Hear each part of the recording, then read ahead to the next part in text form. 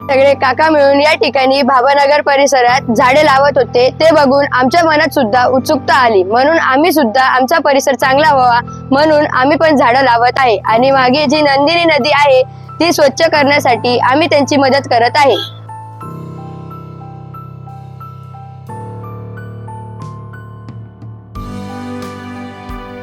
आज आम्ही नंदिनी नदीच्या किनारी हे शिंदळ नावाचं झाड लावलंय।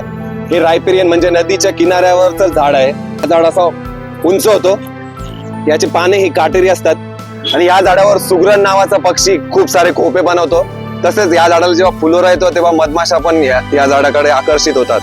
तर आज हे असे टोटल 200 झाडं आपण लावले आहेत। 50 झाडे हे इंडियन स्पेशीजचे पण झाड आपण लावलेले आहे। आपल्या समोर हे जे झाड दिसतंय पायर वर्गातलं म्हणजे फायकस ग्रुप आहे। हा वडाचे अनेक बंधू आहे। तर वड सर्वांना माहिती आहे, त्याचा एक भाऊ आहे।